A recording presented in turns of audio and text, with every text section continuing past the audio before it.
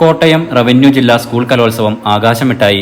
November 27 മുതൽ 30 വരെ തലയോലപ്പറമ്പിൽ നടക്കും. MJJM HSS പ്രധാന വേദിയായിട്ടുള്ള 8 ഇടങ്ങളിലായാണ് മത്സരങ്ങൾ നടക്കുന്നത്. 13 സബ് ജില്ലകളിൽ നിന്നായി UP HSS വിഭാഗങ്ങളിൽ നിന്നായി 10,000-ഓളം കുട്ടികൾ 298 ഇനങ്ങളിലായി കലോത്സവത്തിൽ മാറ്റുരയ്ക്കും. 27 രാവിലെ 10:30 CK ആശ MLA കലോത്സവം ഉദ്ഘാടനം ചെയ്യും. ജില്ലാ പഞ്ചായത്ത് പ്രസിഡന്റ് KV ബിന്ദു അധ്യക്ഷത വഹിക്കും. വൈക്കം മുഹമ്മദ് ബഷീറിന്റെ നാട്ടിൽ നടക്കുന്ന കലോത്സവത്തിന് അദ്ദേഹത്തിന്റെ പ്രേമലേഖനം എന്ന കഥയിലെ പ്രതീക്ഷകളുടെ പ്രതീകമായ ആകാശമിട്ടായി എന്ന പേരാണ് ഇട്ടിരിക്കുന്നത്. കലോത്സവ ലോഗോയുടെ ടാഗ്ലൈനായി നൽകിയിരിക്കുന്നത് അദ്ദേഹത്തിന്റെ ബാല്യകാല സഖിയിലെ മജീദ് എന്ന കഥാപാത്രം അധ്യാപകന്റെ ചോദ്യത്തിന് ഒന്നുമൊന്നും ഇമണി ബല്യ ഒന്ന് എന്ന് നൽകുന്ന മറുപടിയാണ്.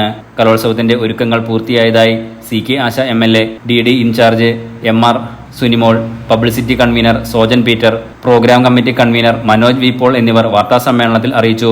സമാപന സമ്മേളനത്തിലേക്ക് നമുക്ക് ബഹുമാനപ്പെട്ട മന്ത്രിയുടെ ഡേറ്റ് കിട്ടും എന്ന് പ്രതീക്ഷിച്ചിരിക്കുന്നു. അതിനൊരു തീരുമാനമായിട്ടില്ല.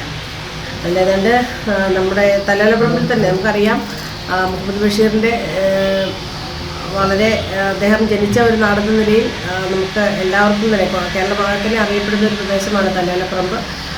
അദ്ദേഹത്തിൻ്റെ പേര് അത് കലയുമായി ബന്ധപ്പെട്ട ഒരു കാര്യം കൂടി ആയതുകൊണ്ട് തന്നെ അദ്ദേഹത്തിൻ്റെ പേരിനെ നമുക്ക് അനർത്ഥമാക്കുന്ന രീതിയിൽ തലയോലപ്പറമ്പിൽ വെച്ച് നടത്തുന്ന ഈ കലോത്സവം ഏറ്റവും ഗംഭീരമായി നടത്തണമെന്നാണ് തീരുമാനമെടുത്തിട്ടുള്ളത്.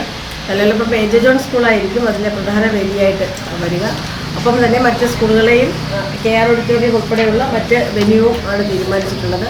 ഏതാണ്ട് 1000-ലധികം കുട്ടികൾ 10,000-ലധികം കുട്ടികൾ ഈ കലോത്സവത്തിൽ പങ്കെടുക്കും എന്നുള്ളതാണ് നമ്മൾ കണക്കാക്കിയിട്ടുള്ളത്. ലോഗോ നിർമ്മിച്ച കോട്ടയം HFSHS വിദ്യാർത്ഥി അഭിജിത്ത് ബിനോയ്, കലോത്സവത്തിന് പേരും ടാഗ്ലൈനും നിർദ്ദേശിച്ച കടുതുരുത്തി GHSSലെ HM ഡോക്ടർ U ഷംല എന്നിവർക്കുള്ള സമ്മാന വിതരണവും ലോഗോ പ്രകാശനവും MLA നിർവഹിച്ചു. Enlight news, Vaikom.